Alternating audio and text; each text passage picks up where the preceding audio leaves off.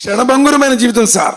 ఏదైనా మీరు అనుకోండి. ఇత్తకిల్ మహారిం తకునాబదన్నాస్, అల్లా సుబ్హానహు వ తఆలా నిషేధించినటువంటి హరాంకి దూరంగా ఉండు, అంతే. ఏదోలేండి అడ్జస్ట్ అయిపోదాము, తర్వాత తౌబా చేద్దాము, ఈ ఒక్కటి కానిద్దాము, ఈ రోజే ఆగిపోతే నీకుండే. యథార్థంగా జరిగినటువంటి సంఘటన. ఒక వ్యక్తి మసీదులో ఇమామ చేస్తూ ఉండేవాడు. ఆ మసీదు ముందే రోడ్డు ఉంది. ఆ రోడ్డు మీదుగా రోజు బస్సు మార్కెట్కి వెళుతుంది. అరబు గడ్డ మీద జరిగినటువంటి యథార్థ సంఘటన ఇది.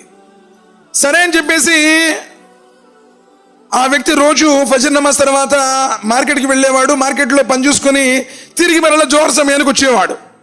సరే, కాలం గడుస్తూ ఉంది. ఒకరోజు పేష్మన్ గారు ఇమామ చేసేవాడు. ఆయన ఆలిం గారు అనుకోండి, దాయి అనుకోండి, పండితుడు అనుకోండి.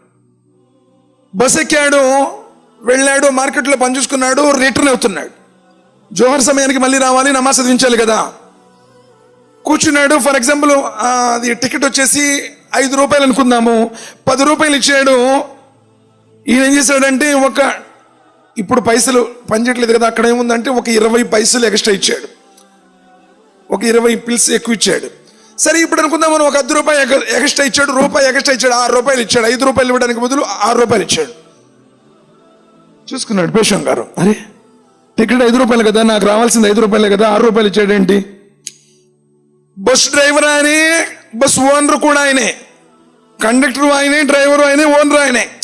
మనసు ఏమంటుందంటే, అరే ₹1 పెద్ద విశేషం ఏముంది, ఇన్ని సంవత్సరాలు బట్టి ఎక్కుతున్నాము, ఇంతమంది దగ్గర డబ్బులు తీసుకుంటున్నాడు, ఈ ₹1 కూడా ఆయనకి ఇవ్వాలా, ఉంచుకో, నీకు అవసరం కదా. నఫ్సే అమ్మారా, నఫ్సే లవ్వామా, నఫ్సల్ ముతమయిన్నా తెలుసు, డీటెయిల్ వెళ్ళట్లేదు. సరే, అంతరాత్మ ఏమంటుందంటే, ₹1 గురించి కూడా ఆలోచిస్తున్నావు. ఇంత పెద్ద ఈ రూపాయి ఇకపోతే ఏమైతే, వాడు ధనవంతుడు, బస్సు ఆడిదే, డ్రైవర్ ఆడు, ఓనర్ ఆడు, ₹1 ఏమైపోద్ది? కానీ తన జ్ఞానము, తన విశ్వాసము అడ్డుపడుతున్నాడే. రూపాయే కదా, నీది కానప్పుడు ఆ రూపాయి నువ్వు ఎలా తీసుకుంటావు? ఈ రూపాయి గురించి ఎలా దగ్గర ఏం చెప్తావు? తిరిగి ఇచ్చేసాయి. రూపాయి కూడా నువ్వు ఇంతగా ఆలోచించాల్సిన అవసరమా? జేబులో వేసుకో. సరే, చిన్నగా మసీద్ వచ్చేసింది. మసీద్ దగ్గర దిగాలి, ఫుట్బాల్ దగ్గరకు వచ్చాడు దిగడానికి. కానీ పండితుడు అంటే పండితుడే సార్. అలవలమ వరసతుల్ అంబియా, పండితుల్ని గౌరవించండి. అలాంటి ఆలిముల ద్వారా అల్హమ్దులిల్లాహ్ ఈరోజు మనకి ధర్మం ఏంటి, జ్ఞానం ఏంటి, అల్లాహ్ సుబ్హానహు వ తఆలా యొక్క ఆదేశాలు ఏంటో సమాజానికి అందుతున్నాయి. మనం జీరో. అదుపు మనకేం తెలుసు? అసలు ఏ విషయంలో కూడా మనకేం తెలియదు. పండితుల్ని గౌరవించండి. పండితులు ప్రవక్తల యొక్క వారసులు అన్న నబీ సల్లల్లాహు అలైహి వసల్లం. సరే, పండితుడు కదా అయిందనుకున్నా, ఫుట్బాల్ దగ్గరకు వచ్చి దిగేటప్పటికి అంతరాత్మ ఘోషించింది, ప్రళయ దినం రోజున ఈ రూపాయి గురించి ఒకవేళ అల్లాహ్ సుబ్హానహు వ తఆలా నిన్ను నిలదీస్తే, నీది కానీ ఈ రూపాయి గురించి నువ్వే సమాధానం చెబుతావు? అతడి అమానతుని అతనికి తిరిగి ఇచ్చేయి. నీకు వచ్చేటప్పటికి కండక్టర్ గారు, అదే డ్రైవర్ గారు, నాకు 5 రూపాయలు ఇవ్వాలి, మీరు 6 రూపాయలు, ₹1 ఎక్స్ట్రా ఇచ్చారు, తీసుకోండి అని ఇచ్చాడు. పేష్మన్ గారు, నేను మీకు ఎక్స్ట్రా ఇవ్వలేదు, కావాలని ఇచ్చాను అన్నాడు. కావాలని ఇచ్చారా? ఎందుకు? నేను ఇన్ని సంవత్సరాలలో నేను ఇస్లాం గురించి పరిశీలన చేస్తున్నాను, ముస్లింలు ఎలాంటి వాళ్ళు గ్రహిస్తూ ఉన్నాను. నాకు ఇస్లాంలో ఉన్నటువంటి ఏకత్వము, మానవులందరూ ఒకటే, సర్వోన్నతుడైన సృష్టికర్త ఒక్కడైన సందేశమార్థం చాలా బాగా నచ్చింది. నమాజులు, ఉపవాసాలు, దాన ధర్మాలు, సమున్నతమైనటువంటి ఈ ఇస్లాం ధర్మం నాకు నచ్చింది. నేను దీన్ని ఆచరించాలనుకుంటున్నాను. అయితే దీన్ని ఆచరించే ముస్లింలు ఎలాంటి వాళ్ళు పరీక్షించాలనుకున్నాను. ప్రజల్ని పరీక్షించడం కంటే ప్రజలకు ముందుండి నమాజ్ చదివించే పేష్మాము, ఈమాము ఎలా ఉంటాడు, ఇతని క్యారెక్టర్ ఏంటో బయటపడితే కదా అని చెప్పేసి ఇచ్చాను.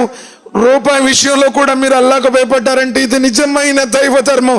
నన్ను కల్మా చదివించండి అని చెప్పి అష్హదు అల్లా ఇలాహ ఇల్లల్లాహ్ వ అష్హదు అన్న ముహమ్మదన్ అబ్దుహు వ రసూలుహు కల్మా చదివి అప్పుడే ముస్లిం. సుబ్హానల్లాహ్. ఎంతమంది దగ్గర ఎన్నెన్ని డబ్బులు, అమాయకులని, అర్థం కాలేదని, నీ తెలివితేటలని, ఎవడెవడో సొమ్మును పోగేసుకుంటున్నావే.